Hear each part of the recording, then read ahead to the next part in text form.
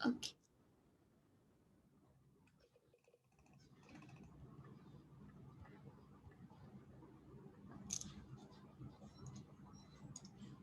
Okay, good morning everyone. So we are doing chapter 5.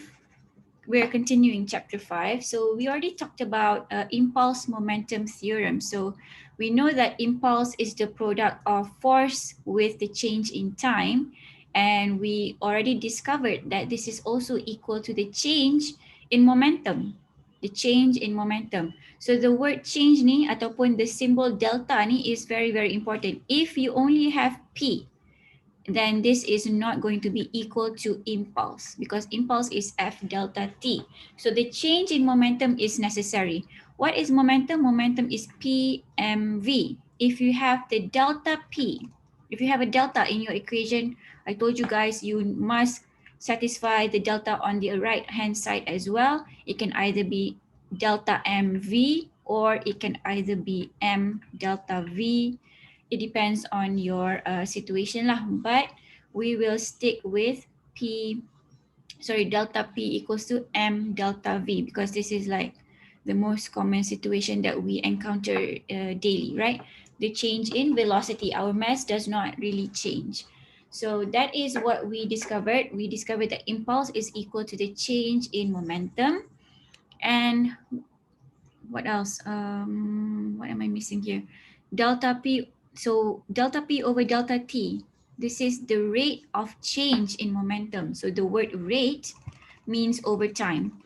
So if we put this change in time next to the F, we get impulse. So we get the impulse is equal to the change in momentum.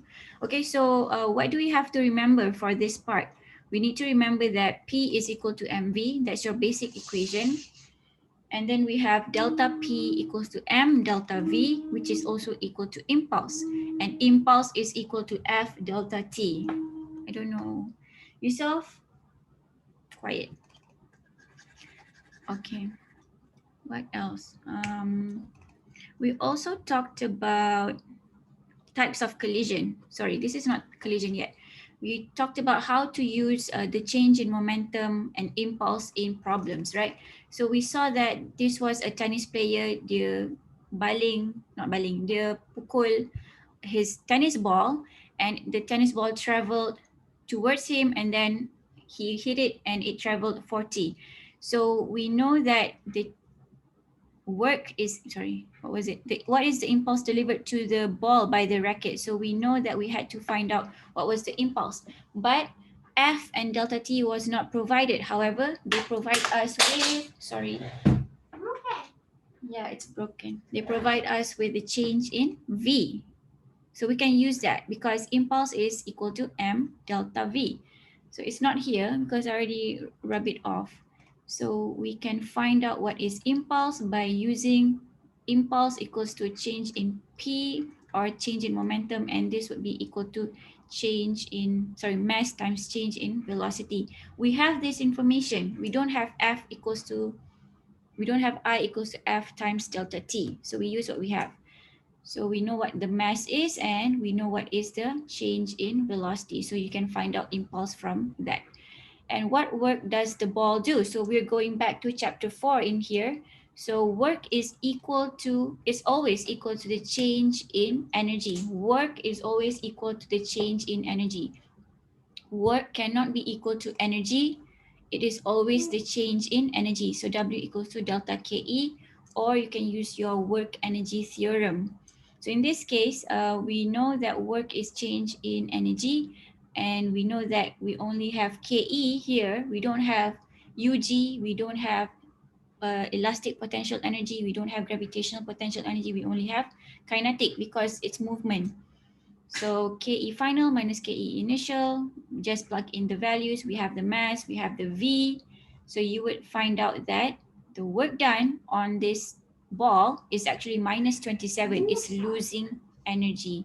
Remember, work done, kalau positive, is gaining, but it has to be gaining from somewhere and it's losing. It can be losing the energy to other objects, or it can be losing energy to the environment in the form of heat, vibration, friction, whatever lah, dia boleh lose energy. Okay, so that was my recap. What else do I need to recap? Okay, so Newton's second law of motion. So F equals to change in P over delta T. We know this as F delta T equals to change in P. So this is where it came from. So if F is equal to 0, therefore dP dt is also equal to 0. So when you don't have any force acting on the object, this would mean that your change in velocity is also not there. Because why? Change in velocity over the change in time is actually acceleration. When you don't have acceleration, your F equals to ma is no more. Okay, when your V does not change, Yusuf, let's go. Yeah, it's okay. You can charge outside. You can charge later. It's too noisy. Okay, go.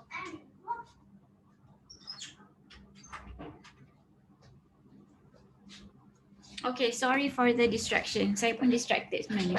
Okay, so back to this. If we don't have a change in velocity, right?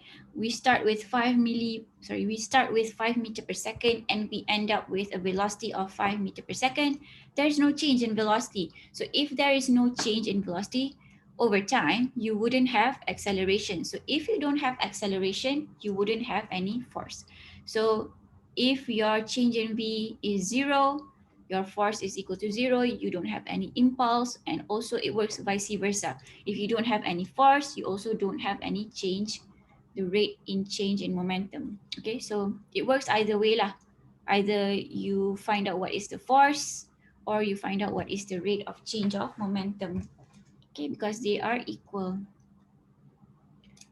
So again, if F is equal to 0, it means that there is no change in its momentum. Because why? P equals to mv. If F is equal to 0, the V does not change. Okay, so momentum is constant. Momentum is constant, okay? Okay, so conservation of linear momentum. So the total linear momentum in an isolated system is always conserved. So in our syllabus, we are always assuming an isolated system, meaning to say we are not considering friction, air drag, stuff like that.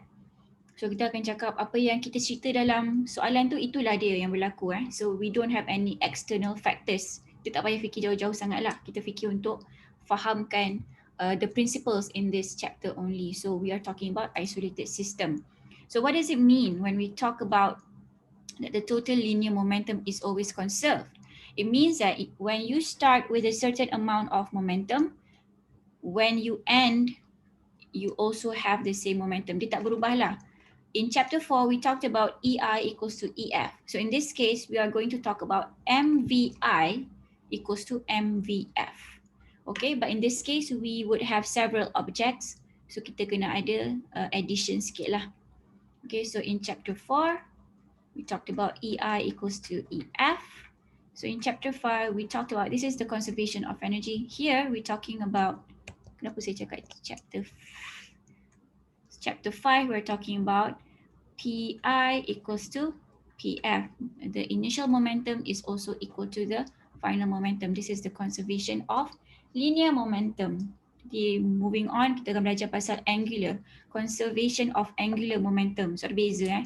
This is linear. Senanglah sikit. Okay. And then we also talked about the principle of conservation of linear momentum of two colliding objects. So previously I told you Pi equals to Pf. So this is for a single object, meaning to say M1U1,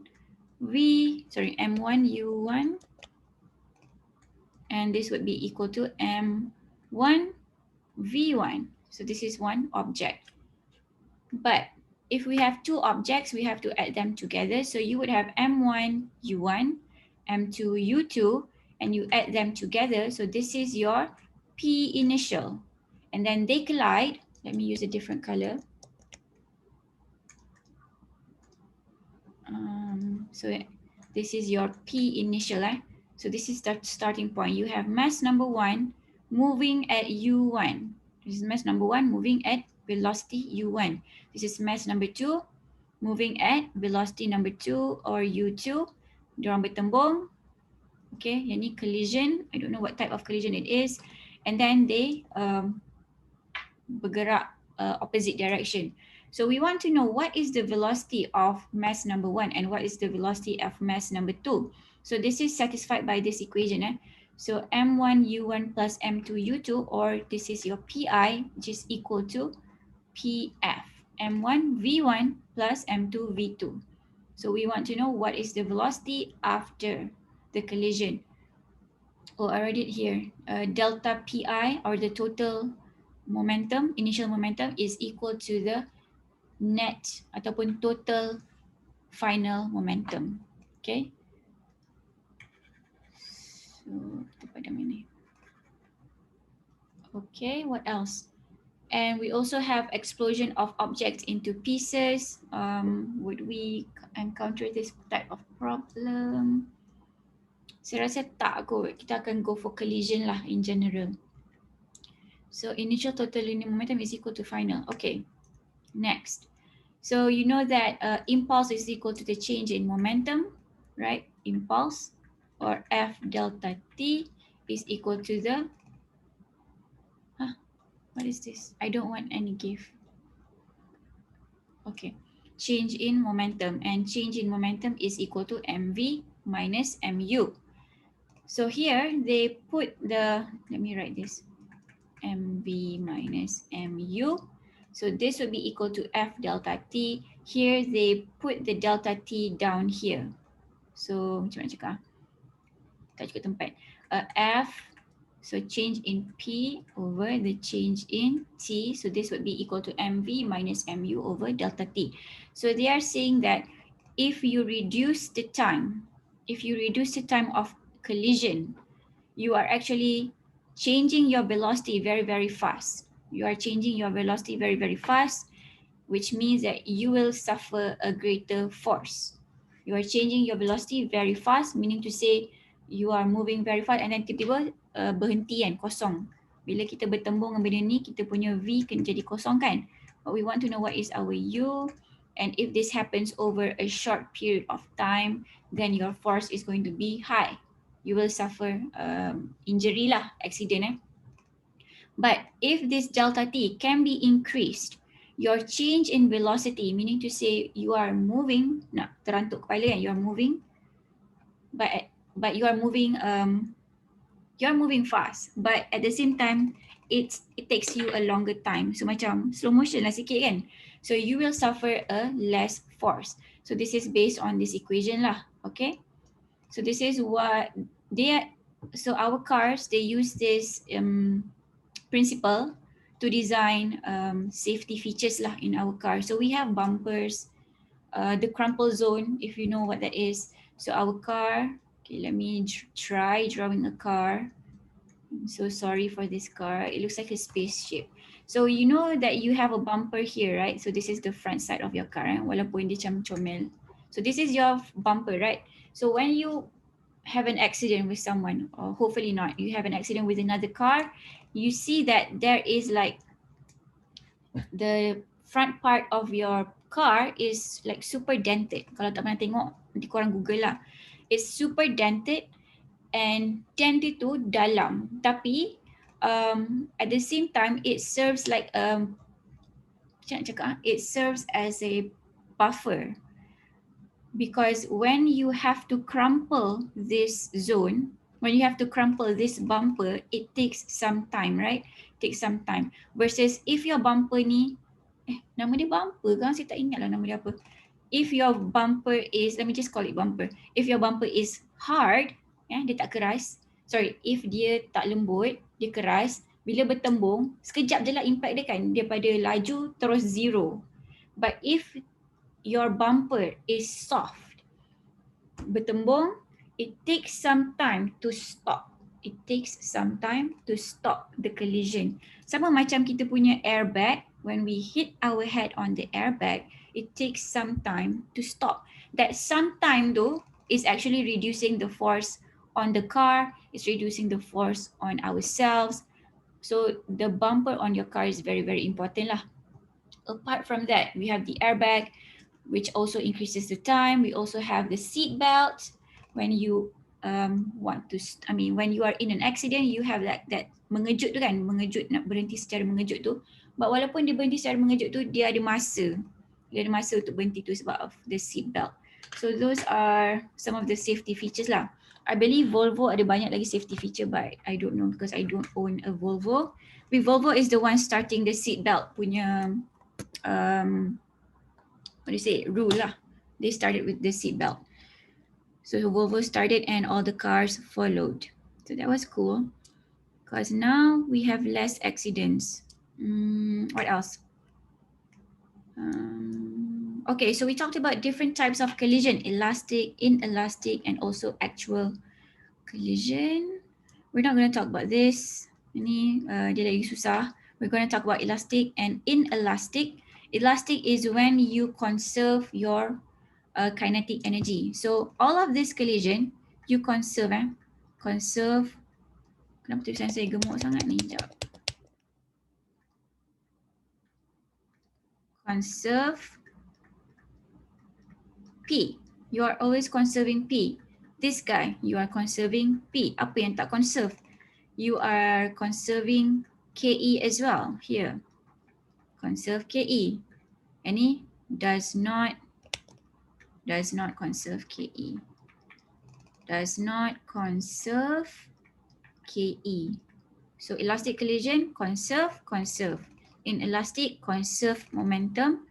Does not conserve kinetic energy. So what happens if it's not conserved? KEI must be greater than KE final. So you have loss in energy. Macam mana loss in energy? Tak tahulah, friction ke, air drag ke, in the form of heat ke. So it's not going to be explained. But we know that if they tell us, okay, this collision is an inelastic collision, you know that the KEI must be greater than the KE final. You can't have a KE final that is greater than KEI. It doesn't make sense. You're always losing energy when you collide. So there's another type of collision. It's called completely inelastic. So this is another one. This is number 1. This is number 2. And number 3 is completely or perfectly inelastic. So what does that mean? If you guys don't remember, it means that after collision, the two objects, they stick together. So mula-mula kita start dengan mass number 1, mass number 2, dia orang nak berjumpa tapi collide. So dia orang collide and then tiba-tiba nak jadi couple. 1 dengan 2 ni bergerak bersama-sama. So this is completely inelastic or perfectly inelastic collision. Specifically, completely or perfectly. Nama dia tu kena ada. When they tell you, okay, this collision is perfectly inelastic, you know that the mass needs to combine in the final scenario. But when you talk about elastic or inelastic sahaja, the mass is always separated. So bila diorang bersama, couple tu, bila completely or perfectly inelastic sahaja, sahaja. So what is conserved in completely or perfectly inelastic? You conserve the P, you do not conserve the KE. Dia sama macam inelastic. Dia sama sama inelastic, it conserves the P but does not conserve KE. Alright. Okay, so this is elastic collision. This is the equation M1U1 plus M2U2. These are two objects. Kenapa tak boleh tulis pula ni? Hello. 1, okay, 2. And then you have U1 and you have U2. And then this is V1 and this is V2. Okay, and then you have the conservation of kinetic energy. Kinetic energy is 1/2 mv squared. So you just plug in the value. So this is KE initial. What is in KE initial? 1/2 m1u1 squared plus 1/2 m2u2 squared. So this is the total kinetic energy. Kita tambah dua-dua. Sama macam momentum, you add these two together. For kinetic energy, you also add them together. And then for the final This is PI and this is P final. This is KE final. Okay, so sama je. So for inelastic, you have that conservation of momentum I told you guys, but the kinetic energy is not conserved. So this is KEI that is greater than KE final. So you can't use this to, apa nak panggil lah? You can't use this to find the answer, but you can use it to find the energy loss.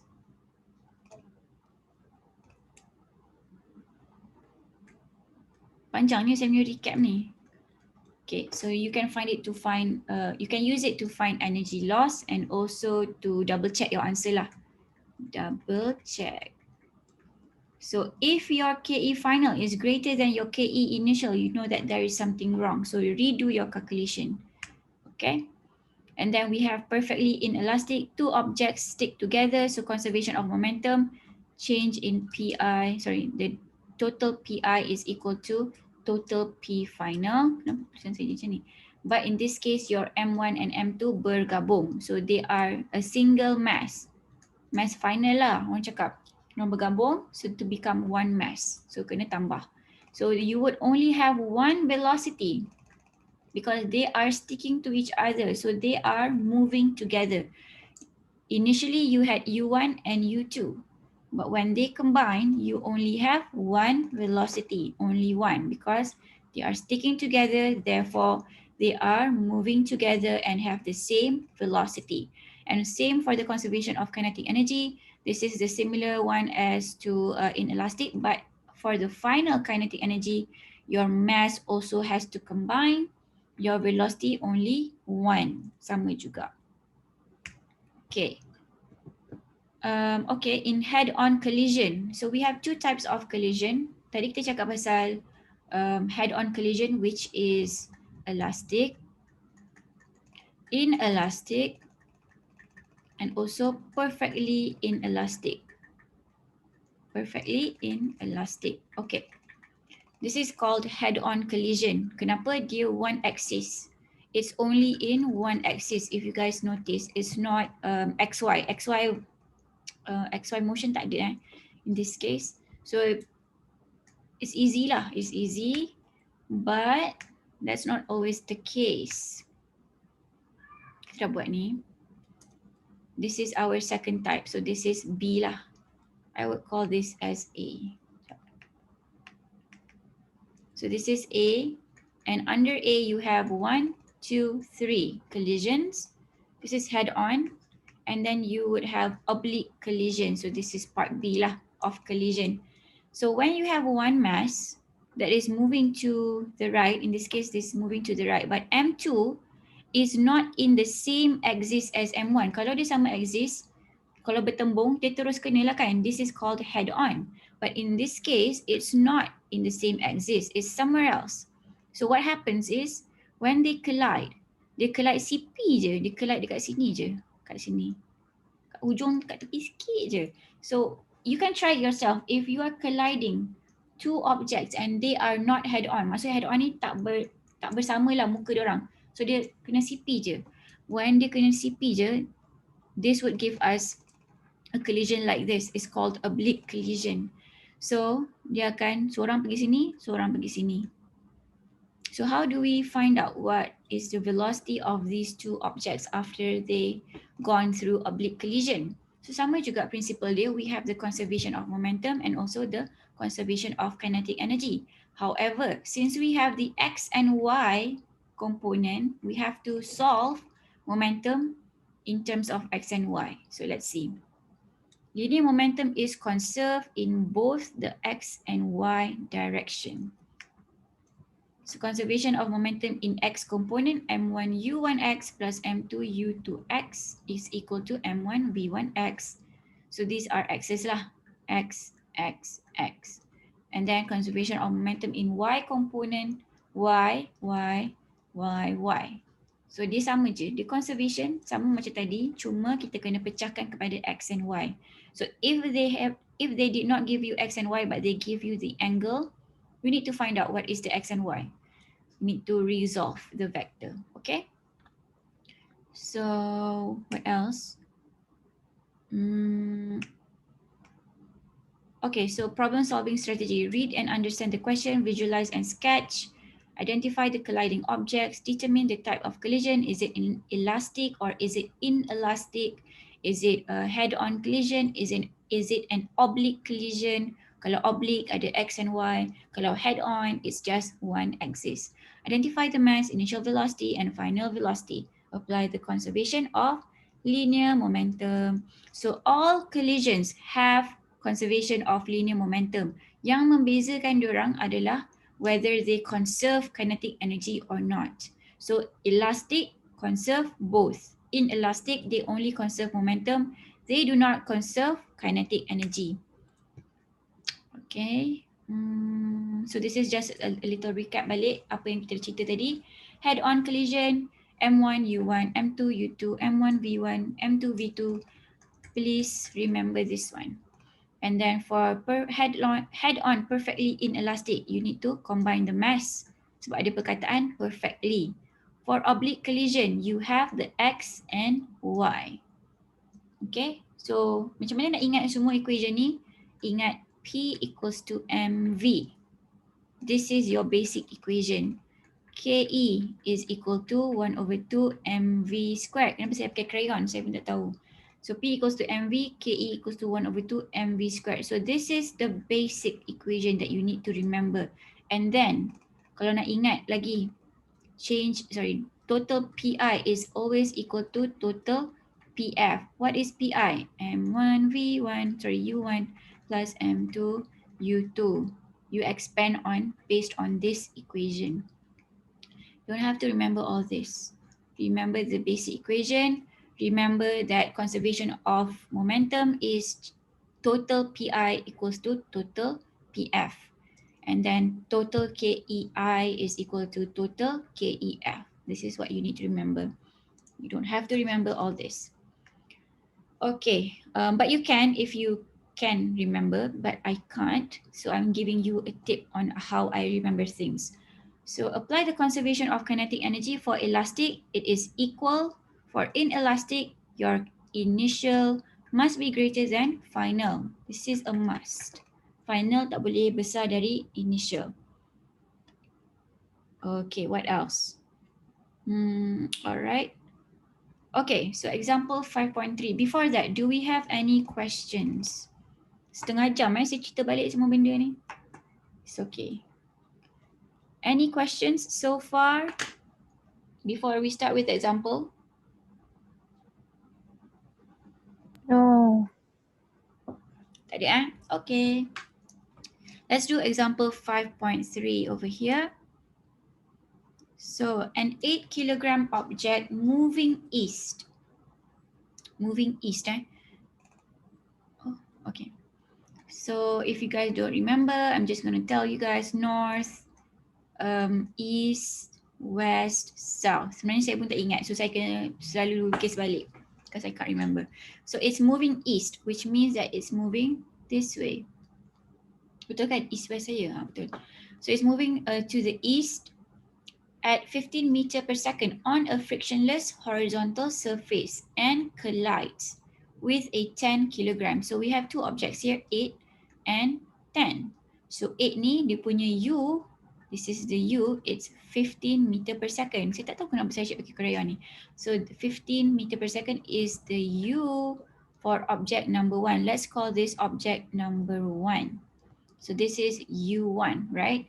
On a frictionless horizontal surface collides with object number 2 that is initially at rest. So this is your U number 2. Okay, so U2 is equal to 0 lah. So U is equal to 0, U is equal to 15. After collision, the 8 kilogram object, this is number 1, moves at 4 meter per second due south. So this is your V1. This is your V1. It's moving downward. So immediately we know that this is an oblique collision. So what you wrote here, U equals to 15, U equals 0. Sebenarnya kena tulis UX is equal to 15. What is this? UX is equal to 0. uy is equal to 0. What is uy in this case? It is equal to 0. Y component tak ada sebab dia bergerak ke kanan. Ke kanan only has x-axis. So this is what we have. Let me rewrite this. Okay, so this is ux is equal to 15. It's moving to the right? Moving east. Okay, ada arrow kat sini. And then our uy should be 0. And for this guy, the ux, this is 1, this is 1. ux2 is equal to 0. uy2 is equal to 0. Kenapa saya pening-pening nak tulis? Sebab nanti kita nak plug in into equation. We need to start visualizing. So this guy moves to east. This guy is not moving. So after collision, this is collision. Dia cakap V is equal to 4, tapi V ni move due to south. So I'm going to say to the right is positive and going down is negative. Always put a convention to your signs. So if it is moving south, it is going to be negative 4 in my Y component. So kenapa saya letak kat sini VA? Okay, so this is going to be V1x is equal to 0 because it does not have an x component, it's moving south. And then V1y is equal to minus 4. It's moving downwards. Why does it have a negative sign? Velocity is a vector, remember. So your negative and positive is very, very much important here. And then it's asking what is the velocity of the 10 kilogram object after collision. So it's not just asking V, it's asking us what is Vx and what is Vy. Vx2, saya punya convention sign tak betul. Kat sini saya tulis Vx1, kat sini saya tulis V1x. So let's make this seragam. Vx1, Vy1. Boleh je mana-mana, tapi asalkan samalah. So this is Vx2, Vy2. Okay, so I need to know what is my Vx2 and what is my Vy2 for me to find out what is V. Betul tak? Okay, so what is the velocity? What is the percentage of initial kinetic energy that is lost? So we can deal with this later. Let's do the part A first. So where should I write this? Let me find some space. Okay, I think I already wrote it. Okay, so we have mass A. This is our number 1 and this is our number 2 mass. So the collision is inelastic. How did I know this? Let's go back to the question. What percentage of initial kinetic energy is lost in the collision? So we know that if a collision is elastic, KE initial must be equal to KE final. But for an inelastic collision, the KE initial must be greater than KE final. So here they said they're asking us what percentage of initial kinetic energy is lost. So immediately I know that this is an elastic type of collision. So we have mass 8 kilogram as our number 1 object, mass 10 kilogram as our number 2 object. Collision is an elastic. So momentum in the x component. Okay, so this is MA. So I wrote this as A. Let's rewrite this. Whoops. So this is M1 UX1, M2 UX2, M1 VX1. And then we have M2 VX2. So M1, this is mass number 1, so it's 8. UX1, we are moving east to the right, so that is a positive 4. Betul ke? Sorry, it's 15. Suka je 4. So 15. And then M2 is 10 kilogram. It is at rest, so our X component was 0. And then we know that M1 is still the same. The mass will not change. It's not going to be evolving. It's not an alien. So M1 is still 8 and M2 is still 10. VX1, they told us that it is moving south. So that is the y component. So our x component is actually 0. Okay. And then for x punya momentum, conservation of momentum in the y component, we have our m1. Let me rewrite this. Ini nota saya yang lama. Okay. So this is m1 uy1. So uy1, m2 uy2, m1 vy1, m2 vy2. And we know that this is 8, this is 10, this is 8, and this is 10. uy1 is moving east, so it's a 0. And then for mass number 2, it was at rest, so it's a 0. So can we start with 0 as our momentum? Let's see, I don't know. So M1 is 8, and then VY1 is, it was moving downwards south, right? So it was -4. Betul ke? Okay, betul. And then our M2, VY2, we don't know yet. This is what we're trying to find. So comes my favorite part. This is 0, 0, and this would be equal to 8 times 15 divided by 10 would give me Vx2. I don't have my calculator. 12. 12. Okay. Thank you. So the answer here is 12 meter per second. And it's a positive answer, so you know that your x component is going to the right. Kenapa kita tahu it's going to the right? Sebab kita dah define awal-awal tadi, apa-apa yang ke kanan positif, apa-apa yang ke bawah kat sini negatif. So this is positive, this is negative. So if we get a positive answer, we know that it's a to the right or it's either upwards. Okay, momentum y kosong. What else? Kosong. So this guy would be equal to, they need to balance each other out, right? So what would I get for my Vy2 over here? Diorang nak kirakan tak? 3.2. 8.2. 8.2? 3.2. 3.2. So it's a positive or negative? Positive. Positive. So this is positive and this is positive.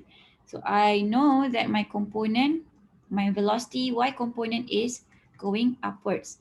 This is, so we try to visualize where our velocity would be for the mass number 2. This is Vy2 and this is our, that is Vx2. Vx2 and this is Vy2. And we know that our velocity, our resultant vector must be in between those components. So this is our V number 2. Okay, so if this guy is 3.2 and this guy is 12, my V2 is going to be 3.2 squared plus 12 squared, square root that. I will get my V2. And sama juga, our angle, did I do that? Okay, it's here. So V2, V2x squared, V2y squared. That is going to be berapa tadi? 3.2 and 12. Kita balik kan. This is 12 squared plus 3.2 squared. What would I get here? And then this guy would 12.42. 12.42, thank you. And then this one. Ini kita dah tahu dah lah kan, chapter 2, right? So we're just reusing what we have learned. Vy2, Vx2. This is going to be 33.2 over 12. Tangent, inverse tangent. Ini angle dia berapa? 14.93. 14.93 degrees. So tadi kat sini, this is our vector. This is the angle with respect to the x-axis. And this is going to be 12.42 meter per second. And this is 14.93, which makes sense. And then it's asking us the next part. Thank you, tolong saya kira. The next part to this question is, what percentage of initial kinetic energy is lost in the collision? So we need to know what is our KE initial and also what is our KE final. Now, some of you may be wondering macam mana kita nak kira KE initial. Kita kena tambah semua kinetic energy of these guys. So kalau KE untuk this guy, it would be 1 over 2. M is 8 and this is 15 squared, and for this guy the KE is 0. So tambah this is KE number 1, KE number 2. You add these two guys together to get your KE initial. Kena add these two guys together. And then after the collision, you have to add them together to get your KE final. So let's look. Did I draw? Okay, ada jawapan dah kat sini. Let me here. Oh no. M1. Sekejap. 2.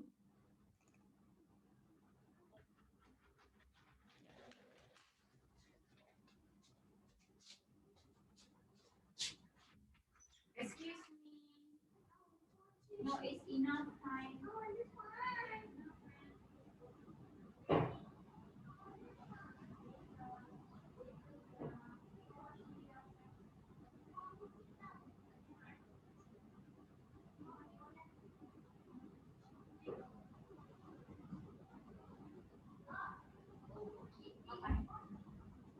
Later I talk to you, okay?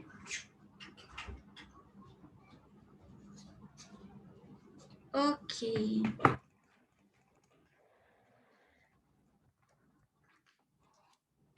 So this is going to be M2, U2, and this is going to be M1, V1, 2, and 2. Okay. So kat sini, for kinetic energy, we don't have the X and Y. Why is that? Kenapa tak ada X and Y component untuk kinetic energy? Anyone wants to try and guess why?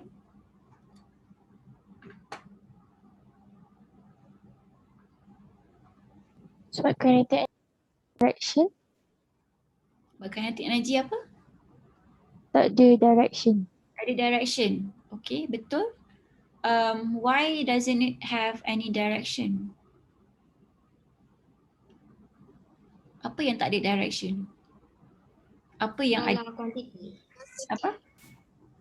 Scalar quantity. It's a scalar quantity. Yes, correct. Kinetic energy is a scalar quantity. Energy is a scalar quantity. So energy dia tak ada direction.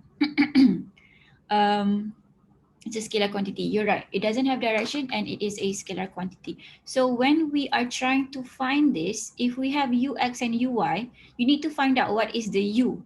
How do we find out the u or the v? Pakai Pythagoras theorem. Kena cari dia punya magnitude.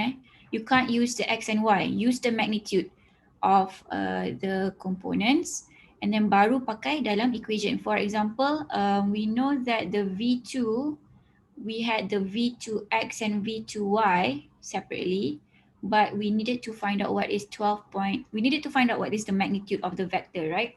So we use that in here. We don't use the x and y. We use the magnitude of the vector, the resultant vector, into our equation. Untuk U1, it was to the right 15, right? 15, tapi dia punya y component tak ada, so therefore you only have 15 meter per second as your velocity. If you wanted to find out what is the magnitude pun, it becomes like this. So sama je lah, you still get 15. So if you only have one component, like this guy, you only have the x component, you don't have the y. So your magnitude of your velocity is just the component itself. Macam ni lah. Kalau tak yakin, boleh double check, buat Pythagoras, buat this equation, okay? So this would be 1 over 2, m is 8, and this would be 15 squared, plus 1 over 2, this is 10, and U2 was 0 squared. And this guy, oops, let me rearrange this.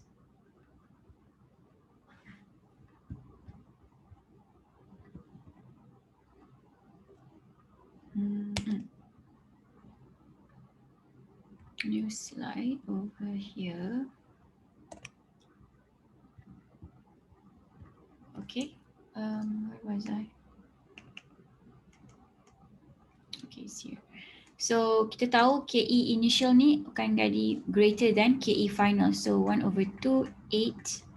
Our V1, it was moving south downwards, but we don't care because that's the only component that we have. So it becomes 4 over here.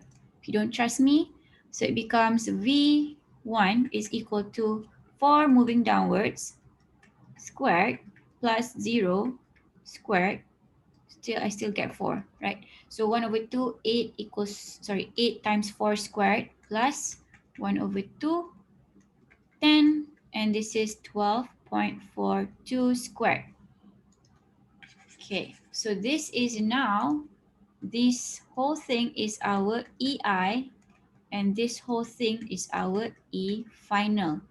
Now you calculate what is that, and then the loss in energy would be KE final minus KE initial over KE initial. You times that with 100%. So you would get this. So let's double check. So the B2X orang dapat 12. Kenapa this is 8, 15, 10, betul. 8, 4 ke bawah, betul. Plus 10. Kenapa dapat 12 je? Oh betul lah, kita dapat 12 juga kan? Lupa. So 3.2, betul. Betul. Velocity, betul. Direction 14.93 above x-axis, betul. And then the total initial kinetic energy. So this is what we put in our equation. So it should give us 900 joules. So the total final kinetic energy, 1 over 2, 8 times 4 squared. So this is your final velocity untuk mass number 2. You would get this answer if we use our calculator correctly. So E final minus E initial, you would get a negative answer. So negative answer over initial energy. This is initial energy. E final minus E initial over E initial times with 100 would give you the percentage. So it's a minus 7.19. What does the negative percentage tell you? It tells you you are losing energy. If you have a positive percentage, it tells you that you are gaining energy, which is unlikely, but it happens. So negative percentage bukan maksud vector. It just means that you are losing energy. Sama macam work done. Work done dia scalar quantity. Work done positive, we are gaining energy. Work done negative, we are losing energy. Percentage negative, we are losing something. Percentage positive, we are gaining something. It's not a vector. Do I have any questions? So kejap saya ada check kat sini. Doctor, this question type of collision is inelastic or oblique because it has the X and Y component, but you state that this is an inelastic collision. Okay, that's a very good question. Saya lupa nak clarify. So your inelastic and elastic collision can be oblique. It can be oblique. Saya lupa nak elaborate tadi. So Aida tanya kalau ni oblique, kita ada X and Y, right? But at the same time, I'm telling you guys, it is inelastic. Mana tadi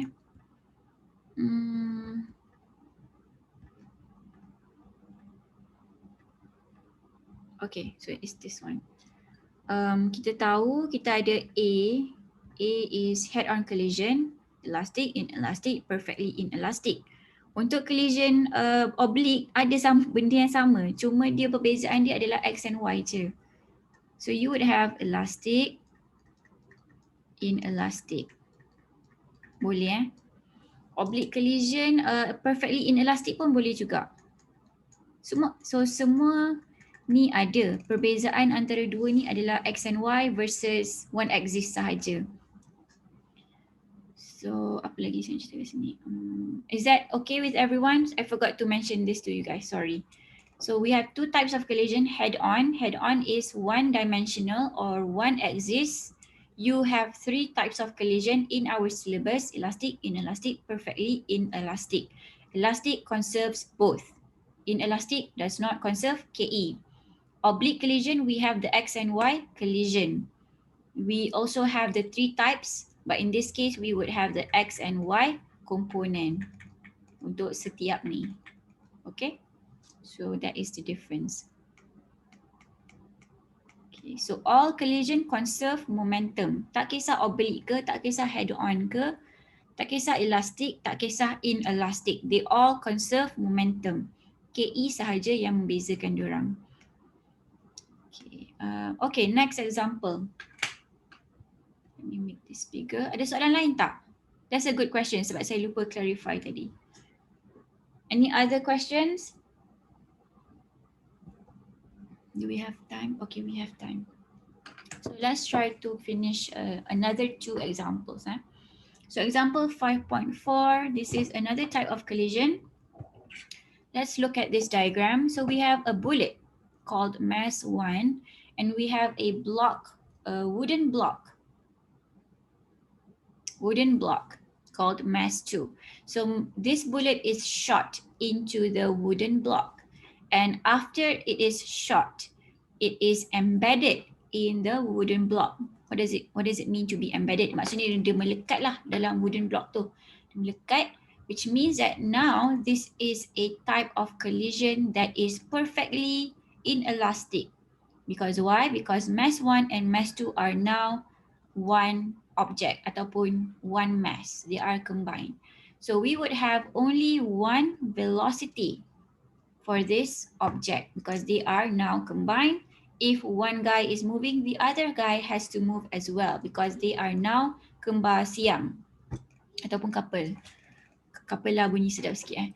So they only have one velocity. Initially they had different velocities.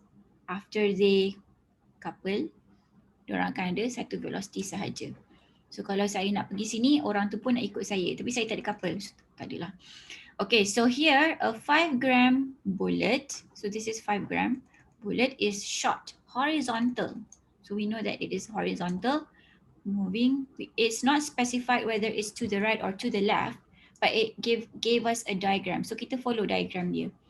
Shot horizontal towards a suspended wooden block that is free to swing.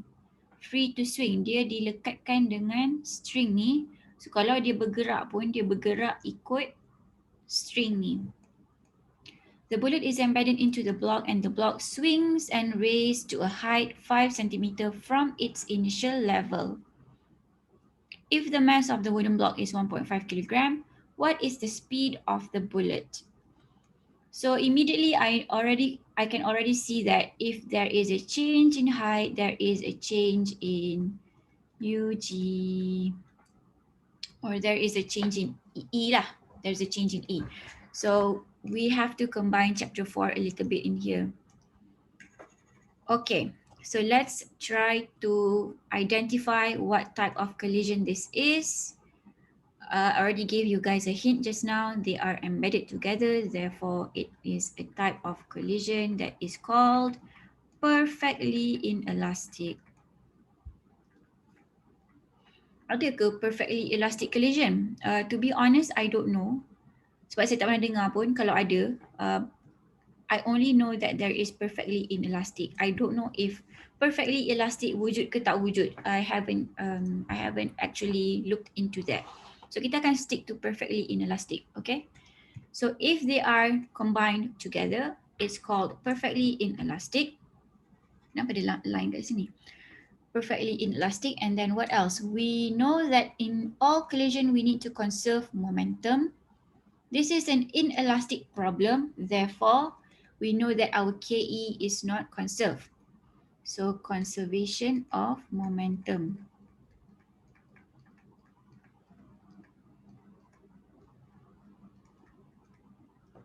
So is this a head-on or is this an oblique collision? What type of collision is it?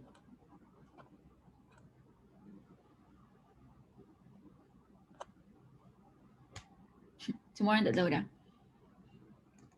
So kalau tengok kat sini, from the conservation of momentum, M1 U1 plus M2 U2 M1 M2 V.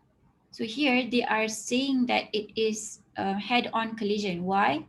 Because this guy punya depan bertembung dengan the wooden block in one axis.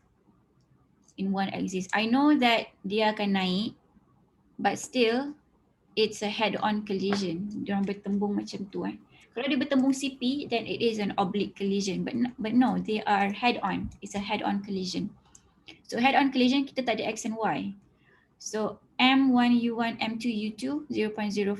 Why is it 0.05? Because we need to convert into SI unit. U1 we don't know.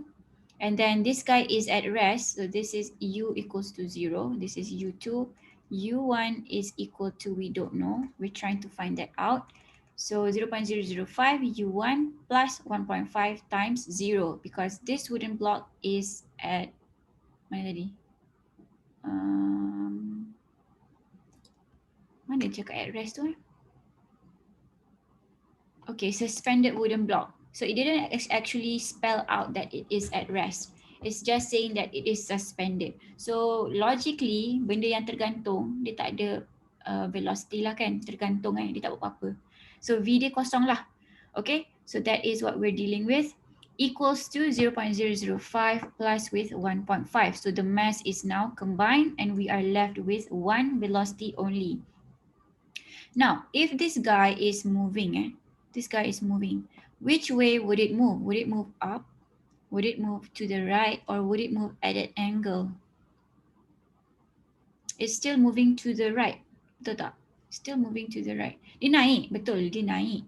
But the velocity of this block is still to the right. Macam mana saya nak cerita benda ni? Benda ni macam confusing. Let me think about it. Sekejap.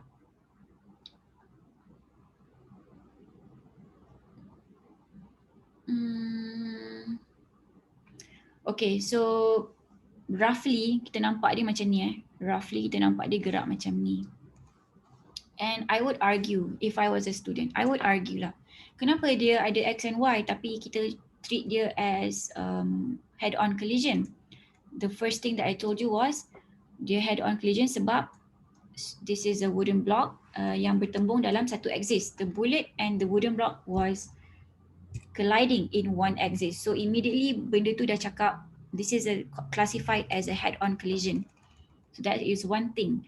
And then we know that the block swings and is raised to a height of 5 centimeter from its initial level.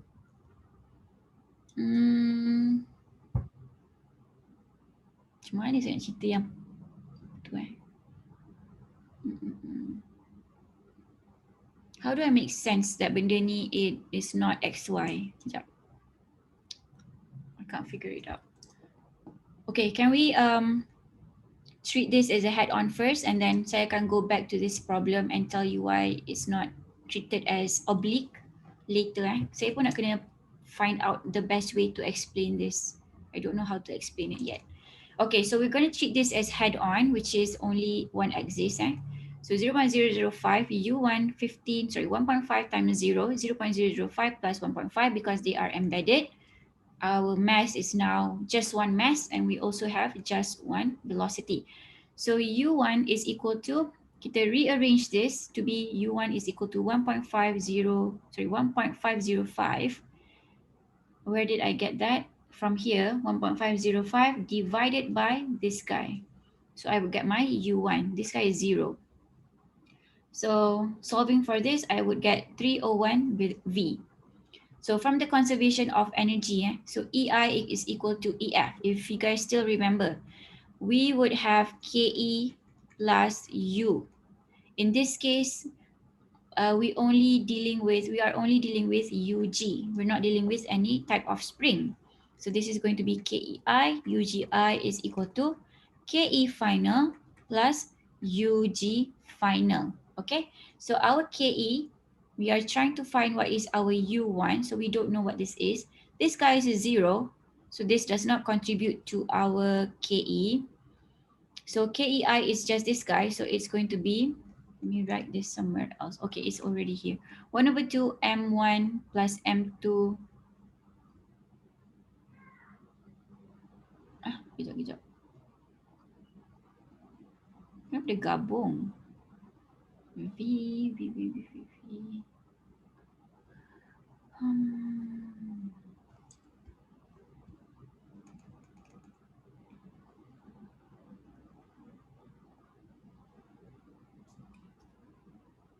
Dia tak boleh penggabung kat sini. Okay, I need to double check on this answer. 0 KE final betul because they are not moving. UG naik to become MGH betul because they are now combined. But this one is not combined.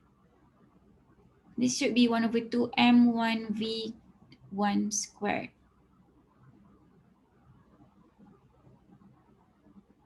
Sekejap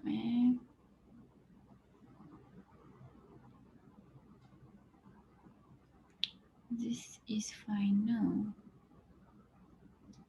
Okay, I don't know. I don't know why this answer is like this. I'm gonna double check on this one. So kita akan KIV this question. Overall memang KIV dah lah.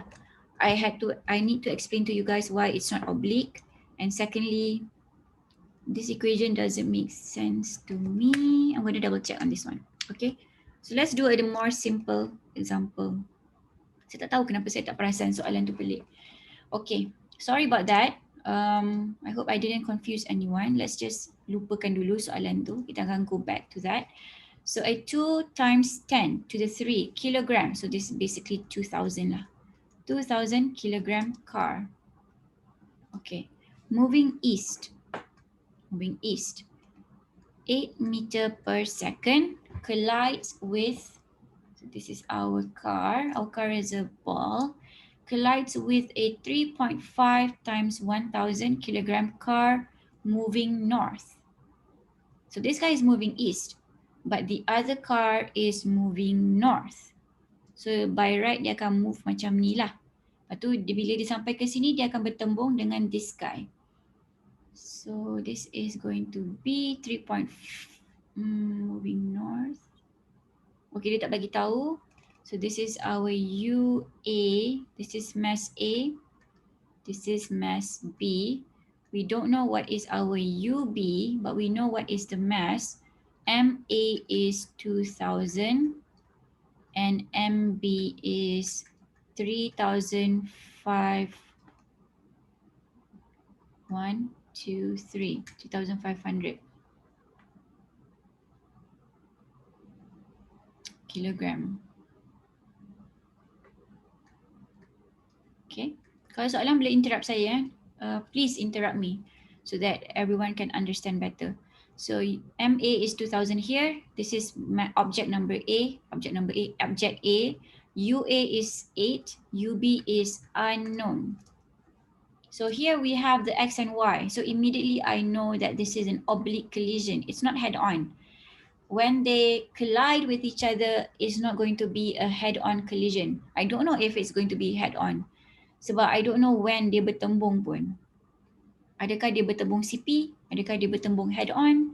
But basically, this guy is moving upwards and this guy is moving this way. So I would say it's an oblique lah. Macam logically, it's an oblique collision. So we would have the X and Y. Okay, and then later it sticks together. So this is going to be our perfectly inelastic collision because they are sticking together. So after collision, diorang bertembung A and B. Ini adalah saya punya bertembung punya gambar. Lepas tu, this is scenario number 1, scenario number 2, scenario number 3. After collision at an angle of 35 degrees north of east. So this is east, north of east, 35 degrees. This is where they are moving, A and B. Oh, I should have draw it here. Silap. A and B. 35 north of east and a speed of 5. Great. So this is our V, which is 5 meter per second. Find the speed and direction of the 3.5 times 10 to the 3 kilogram before collision. So we know this. This is the information that we have. This is the information that we have. We are dealing with UB unknown as our unknown. So let's try to write that. Ada soalan lagi ke lepas ni? Ada lagi. Okay. Okay, that's good because saya nak kita buat soalan banyak-banyak sikit. Okay, so it's a perfectly inelastic collision. And it is also oblique. I should wrote oblique first, but it's okay. We just want to know what type of collision it is. So this means that I need to conserve momentum and KE is not conserved. So we are dealing with a loss in kinetic energy. Okay, so conservation of, need to write this nicely. Let me use this color. Okay, is everyone following me so far? Is this hard? Senang ke susah? Semua orang tak nak jawab sebab takut. Tengah-tengah. Tengah-tengah. Okay, that's a safe answer. Okay, conservation of momentum X. And then we have conservation of momentum Y. Tapi saya rasa lagi senang daripada energy. Chapter 4. Saya cakap chapter 4 lagi senang daripada chapter 3 kan. Lepas tu saya cakap chapter 5 lagi senang daripada chapter 4. So what am I? So chapter 6 lagi senang daripada chapter 5. This is my trend. I'm just kidding. I don't know. Chapter 6 akan lagi susah ke tak untuk korang. Okay, so conservation of momentum X. What do I need to write here? Come on, you guys need to help me. Conservation of momentum X. What do I need to write here? M1U X1 M1 plus M X1. Oops, sorry, X1 plus M X okay equals to M1 V1 X. kenapa X eh? UX. UX1. Oh, UX. Okay. Saya confused ya. So this is UX1, UX2. And then this is M1 M1U VX1. VX1 and M2 X2. VX2. Okay. And then for our Tetapi dia perfectly elastic. So M1 plus M2. okay, betul. It is a perfectly inelastic, so we are combining our mass. Betul. Okay, that's a good one. You guys dapat detect. So M1 plus M2, and then what is going to be our V? What should I write here? V. V X. je. VX. VX. VX. The accurate answer is VX. V betul, tapi we are dealing with X. So we need to be specific. This is going to be VX. Okay, conservation of momentum Y. So we have what? What do we have here? M1 UY1.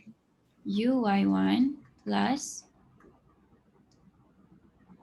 M2 M2 UY2. UY2 equals to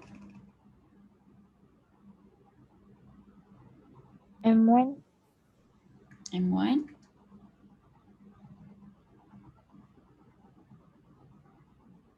okay, what else? Plus M2. Apa dia? M1 plus M. M1 plus V1. M2, yes. Sama when they are moving together, so their X and Y pun sama lah. X component M1 plus M2, Y component also M1 plus M2. It makes sense. You are a couple, so kalau move at an angle, you would still have the same X component and the same Y component. So this would be M1 plus M2 Vx, M1 plus M2 Vy. Okay, now we put in the values. Mana pergi soalan tu? Kenapa dia macam tu? Okay, so we have, this is what we have. Let me copy it. We don't need the collision. Copy here, put it here, make it small. Group. Okay, hopefully nampak. So next one, this is our final situation. Copy. This is our group. This together is already group. Okay, so this is our initial. This is our initial and this is, kenapa pakai crayon benda lah kedabak ni. This is our initial situation and this is our final situation. Okay, so M1 is 2000. UX1, what is UX1 here? 8. 8. 8. UX1 is 8. Is it a positive or a negative? Positive. Positive 8. Okay, positive 8. So you guys are saying that, okay, we are using this convention lah. So to the right is positive and going upward is positive. This is our convention of signs. Okay, so 2000 times 8 positive plus M2. M2 is 3500. What is UX2 here? Unknown. Unknown. 0. Okay, Unknown. equals to M1 is 2000 plus 3500 Vx. What is our Vx here? 5. 5? Betul 5. Does it have an X and Y component? 35 cos 5. 35 cos 5. 5 cos 5 35. cos 35. 5 cos 35. Cos 35. Terkejut saya. 5 cos 35. So 5 cosine 35. If you guys forgot already, hopefully not. 5 cosine 35 because this guy is touching the angle. So it gets the cosine, remember. And this guy gets the sine. So this would be Vy 5 sine 35. You are resolving your vector into its x and y components. Use that component in your equation. Okay, so this is what we have. Doktor, Yep. saya nak tanya, kenapa yang U2 tu dia ada value untuk X? Sebab kan dia naik atas. Oh, betul. U2. Betul. It's moving upwards, so we are going to say that it doesn't have any X component, right? Sekejap, soalan dia cakap north ke? Sekejap anti-climax betul. Okay. So this guy is moving north. You are right. Betul. It's a 0 actually. So U2X is 0. U2Y is what we're trying to find. U2Y is unknown. This one is U1X 8. U1Y is 0. Betul. We should have declared earlier so that kita tak confuse kat equation kita. So that's a good point. We have to declare our X and Y earlier so that we can just plug in. Masa kita plug in, kita tak fikir sangat kan? So it's better to identify all your velocities before. Okay, so that is M1 UY1. So M1 UY1, let me put this as 0. Oh, kejap. 2008. This should be equal, but I don't know if it's going to be equal. Oh, I remember. We also had this problem last semester. I mean, semester 1 of the previous one. 2008, I don't think it's going to be equal. 16,000, 2,000 plus 1,500 times 5 cosine 35. Kan dia cakap tak sama. Okay, so what is going on here? 2,000 times 8 is not equal to this guy. It's not equal. Kejap, let me try again.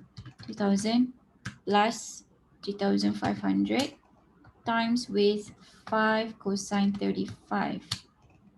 So you would get 22,500 something.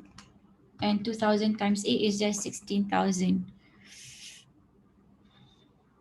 Okay. So what does it mean here? It means that this question was poorly designed. So kalau soalan yang baik, kalau soalan yang bagus, benda ni dia kena sama. Benda ni if we know that it's moving north, right? So this guy is 0 and M1 UX1 2000 times 8 should be equal to this amount. So this is why not everyone can make questions. Kalau tak pandai buat soalan salah lah jadi macam ni. Okay, so this is why making questions is quite hard actually. So this is wrong. So how do I move on from here? How do I fix this question? Kejap.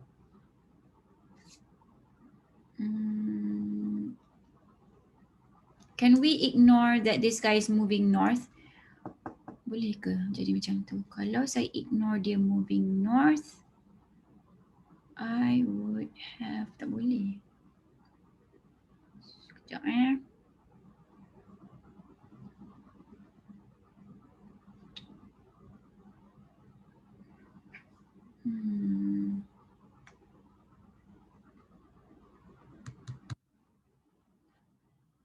I need to change this 8, I think.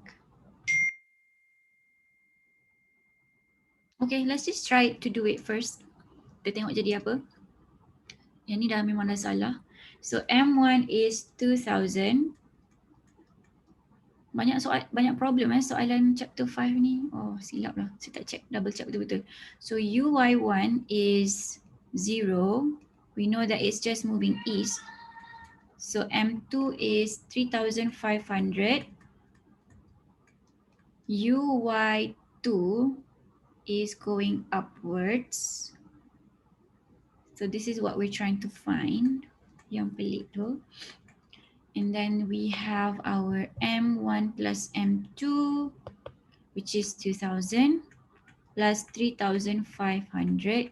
And I'm going to solve for VY. No, VY kita dah tahu. VY is 5 sine 35.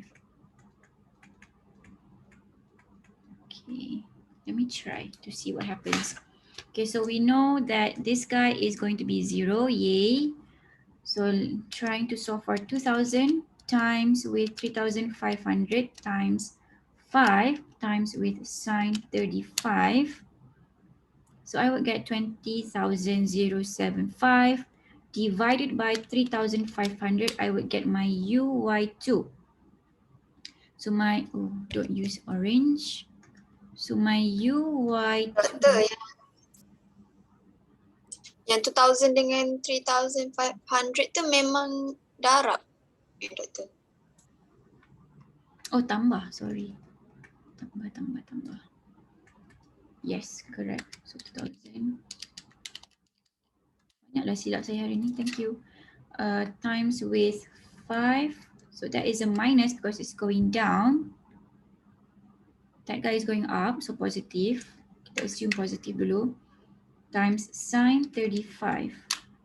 So dapat minus 15,773 divided by 3,500. Kenapa saya dapat negatif? Positif lah sebab dia macam ni. Sorry. Saya tengah tak betul ni. Okay, this is a positive. Why? Because this is the vector. When I resolve it, it is positive x and positive y. So tak ada negatif kat sini. I'm annoyed now. Okay, times with 5. 4.5. Apa? Dapat 4.51. 4.51 Okay, sekejap Oh, thank you. 5 times sine 35. So double check kejap. Divided by 3,500. 4.51. Okay, betul. Sama dengan saya. Okay, macam lah saya terus nak pakai calculator kan. Okay, so UY2 is 4.51. So it's moving this way. So it makes sense. No, this one. This one is moving this way. Cuma ni lah dia kosong kat sini. But this guy is not equal.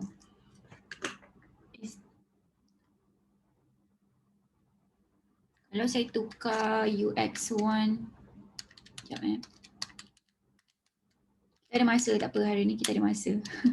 Kita tak kerja apa-apa. 5 cosine. Today we are aiming to finish this chapter. We have half an hour to go. Don't worry. Okay, so that is 22,526 divided by 2000. That's the mass. So this guy should actually be 11.26. 11.26. So 11.26 times 2000 will be equal to this guy. So it makes sense. This guy is 0, so it's not going to be affected by this 11.26. 3,500, blah, blah. Okay, so now it makes sense. So if I were to rewrite this equation, this would be 11 point, apa tadi? Apa tadi ya? 11.26, okay. This would be 11.26. Kalau di 11.26 baru it makes sense. Okay, 2000 car moving east collides with a 3,500 moving north. If a car sticks together, doktor kenapa dia still minta direction M2 walaupun kita tahu dia pergi north. Betul. Yang tu pun tak. Find the speed je lah patutnya. Find the speed and direction of before collision. You're right. Okay, so Fatiha is saying, doktor kenapa dia minta direction of mass number 2 even though we know that it says that it's going north. Betul, sepatutnya dia tak tanya pun. Lepas tu Rai tanya, doktor soalan dia minta speed of car B before collision. So maybe UY2 is not 0. UY2 memang tak 0. UY2, kita tengah cari UY2 actually. Kan? Kejap. UY2. Yes, we are trying to find UY2 or UX2. It's not 0. Doktor, dia minta speed of car B before collision. So maybe UY2 is not 0. That is possible. Maybe the orang yang buat soalan ni dia nak macam tu tapi dia salah tulis. But we're gonna stick with this type of problem. Kita akan cakap dia moving east 11.26 and another car is moving this way. So dia akan go through oblique collision. The car sticks together, no problem. After collision, they move at an angle of 35 degrees north of east. Okay. And a speed of 5. So we didn't have any problem here. Find the speed. Find the speed of the 3,500 kilogram collision mass before collision car. Before collision. So if I write the question like this, it makes sense. I mean, it tak ada salah lah kat sini. Okay. So what happened here?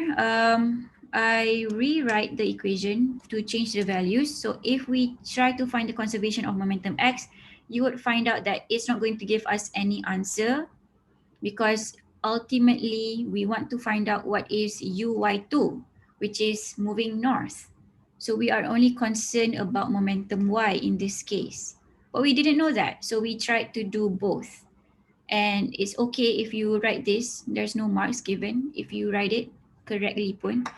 And then you do the conservation of momentum y, and from here you would find out that uy2 is 4.51.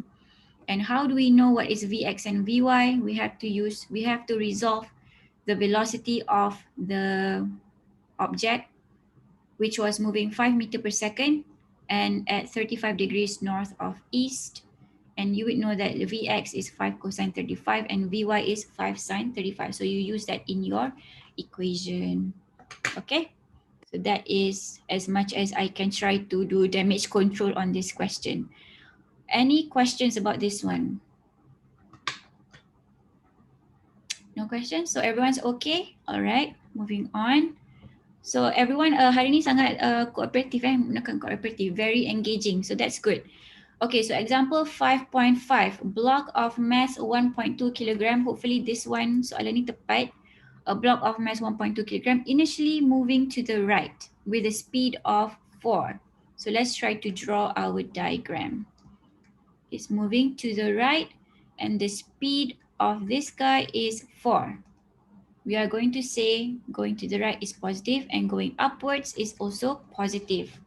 It is on a smooth table, so there's no friction and it collides with a massless spring. Oh no, we have a spring. With a massless spring attached to a second block of mass 2.2 kilogram moving to the left. It's moving to the left. We have a second block moving to the left.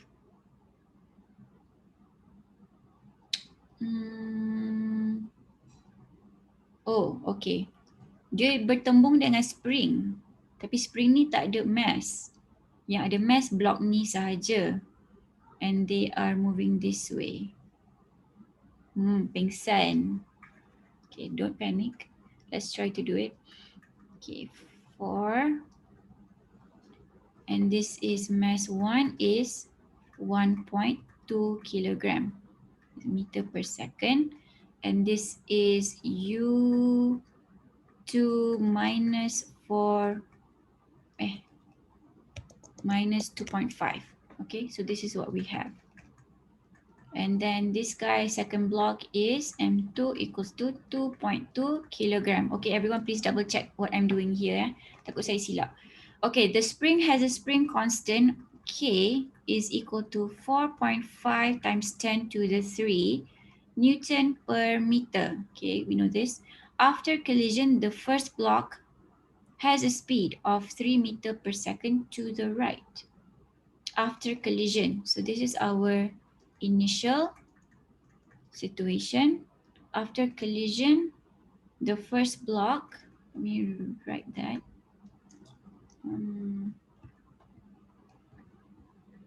Okay, this is what we have over here. I don't have space. Group.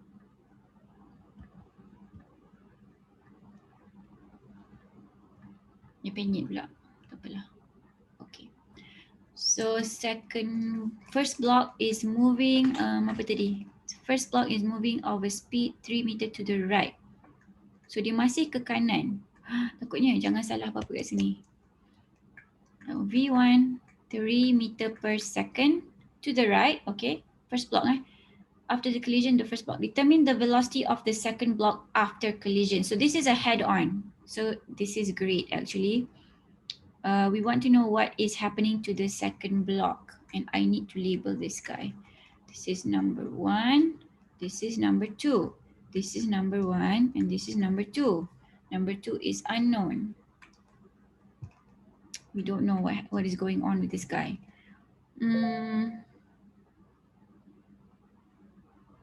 Determine the velocity. Find the compression of the spring. Oh, I don't like springs. Okay, so it's asking us what is the compression of the spring. So immediately I know that this is an elastic collision. Kenapa? Sebab, it is not a perfectly inelastic collision sebab mass dia tak bergabung. But I would say that it is an inelastic collision. It is an inelastic collision because when we started, we had KE, and some of that KE was transferred into spring potential energy. So we lost some of that KE. So this is going to be an inelastic collision. We are losing kinetic energy to become spring potential energy. So that loss in energy is converted ataupun transformed to compress the spring. Remember, if we have compression, we have some type of potential energy going on. Okay, so we have decided that the collision is inelastic and this is a head-on collision. So we are only dealing with one axis, which is great. I'm always happy with one axis. Okay, let's start with the conservation of momentum first. Okay, let's do this in a new slide. So conservation of momentum. Saya tahu kenapa tak ada jawapannya ni. Habislah kita buat sama-sama. Conservation of momentum. Or is this in your book? Is it in your book? I don't know.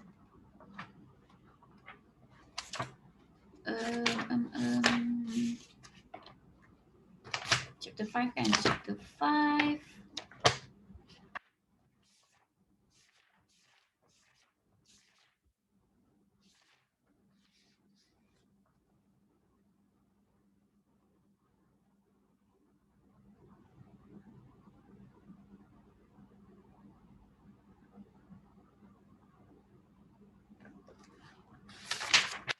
ada.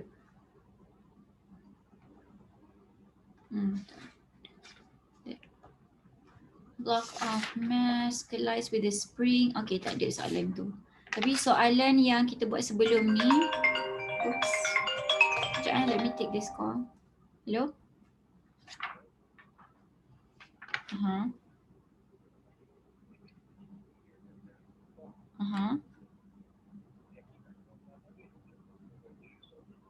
Betul.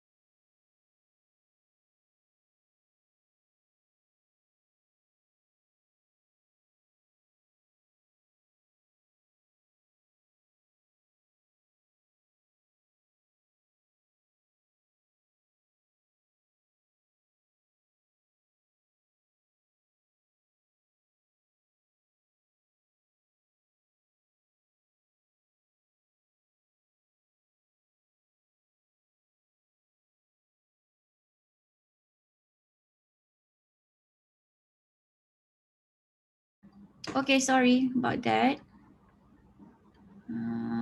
That was an important call. Saya tak boleh hold off.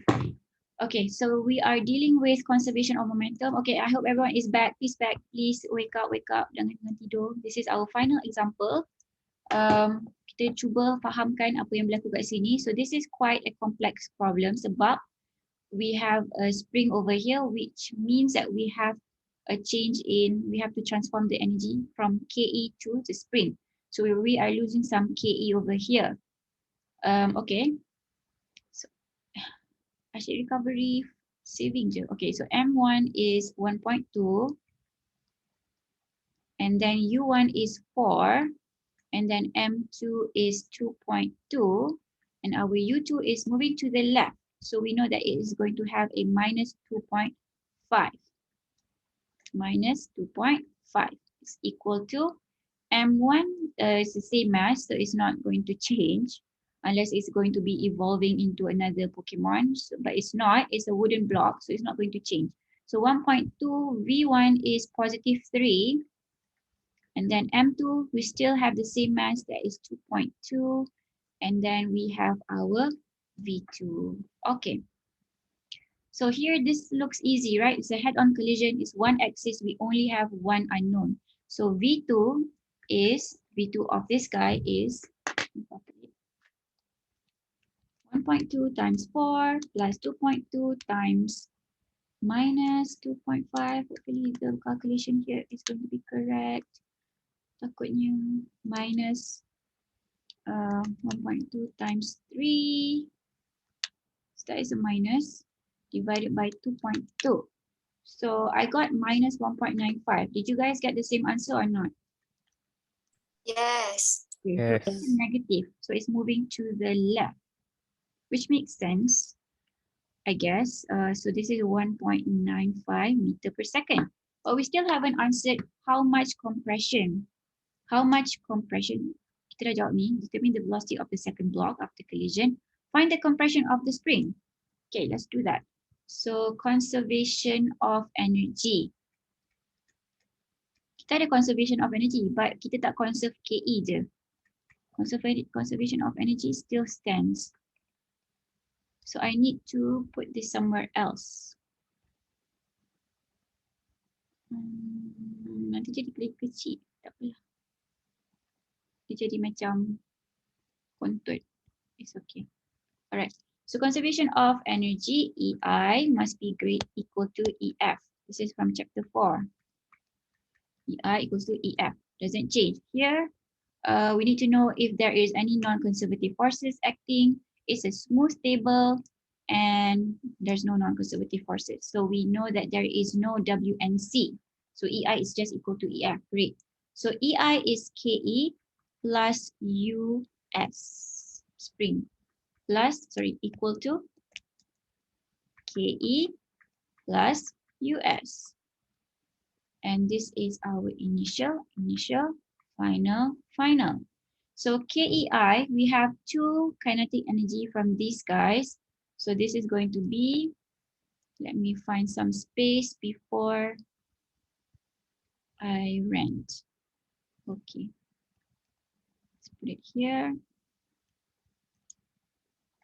All right, so KE 1/2 M1 U1 squared plus 1/2 M2 U2 squared. So this is our KEI. US adalah kosong because our spring is resting, is chilling, it's not doing anything. So there is no potential energy. And then our KE final, we know that we have our V1 and also our V2. So we should be able to find out what is our KE final. So that is going to be what is that? M1 V1 squared plus 1/2 M2 V2 squared. This is our KE. And this is USF is what we're trying to find, 1/2. K is given. K is, kita tak K dulu lah. K is given and then we need to know what is our X. What is X? X is our compression or stretching. But in this case, they already told us that it is a form of compression. So we don't really care if it's compression or stretching. Kita nak tahu value X ni je. And whatever that value is, we know that it's going to be compression. We don't have to figure out it's a negative ke, positive ke sebab dia square. Okay, let's try to plug in the values. 1/2, M1 is 1.2.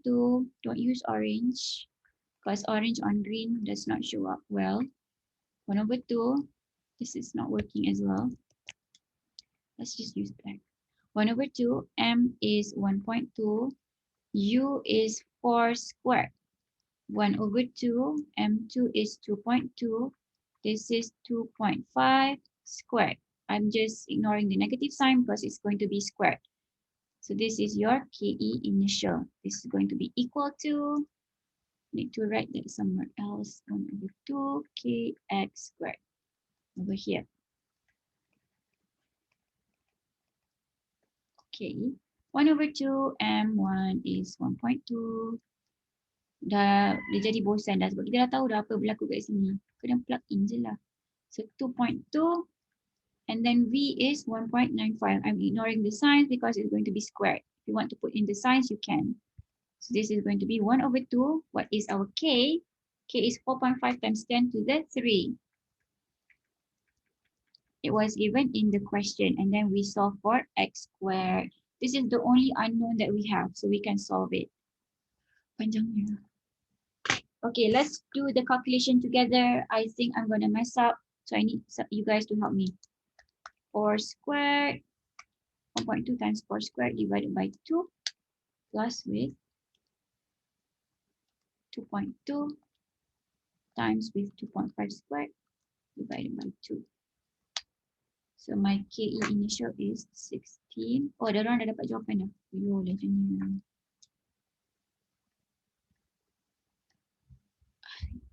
Aida dapat 0.055. Alamak, sekejap So sorry.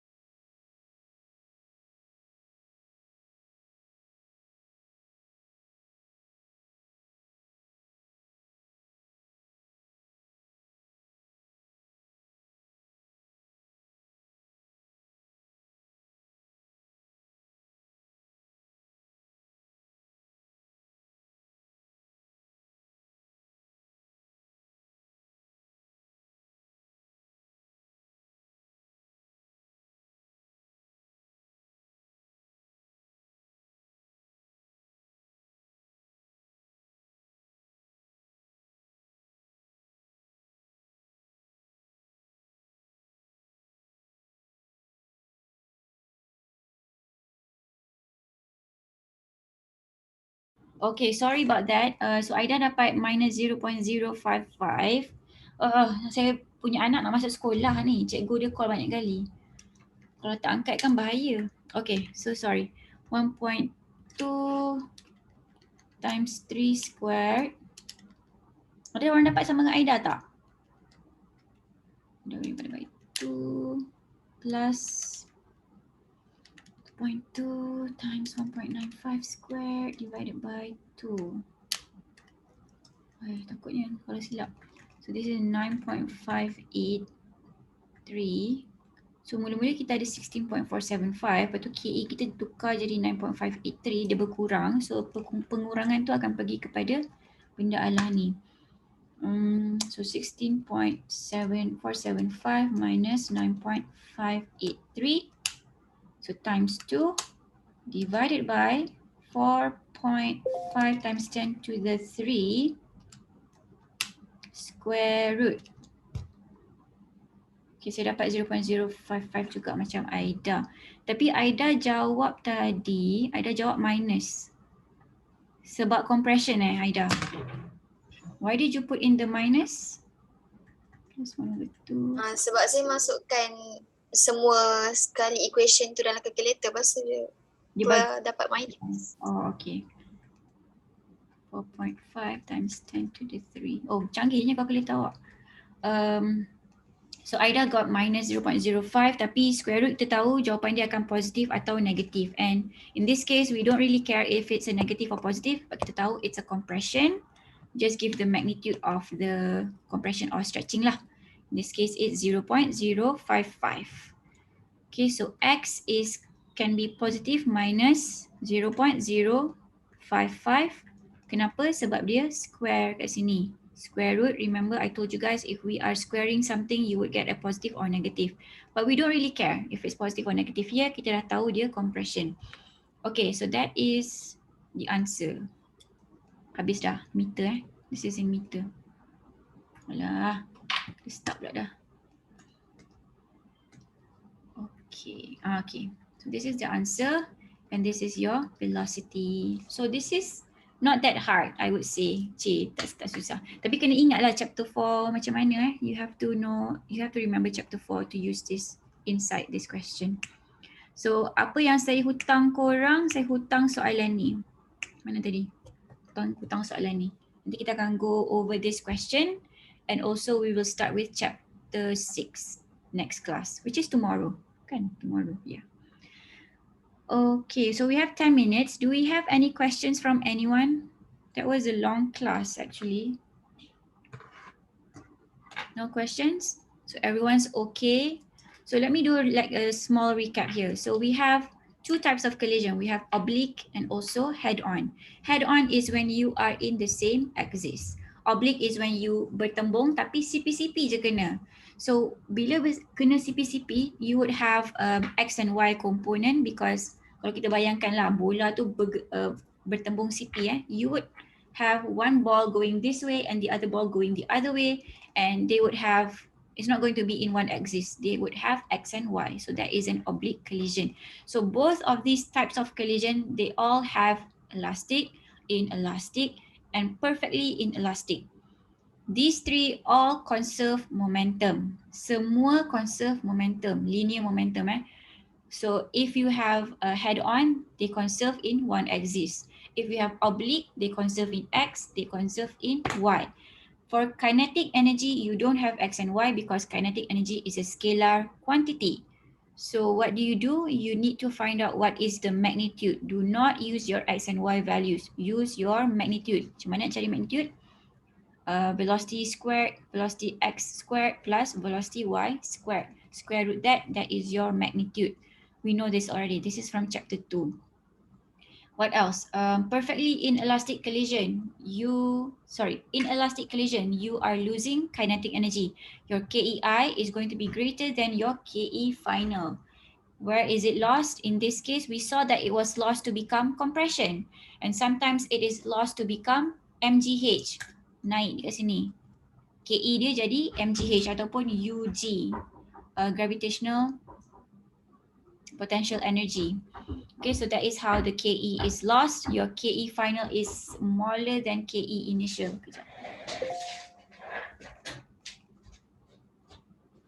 Oh my god, banyaknya gangguan hari ni. Okay, what else?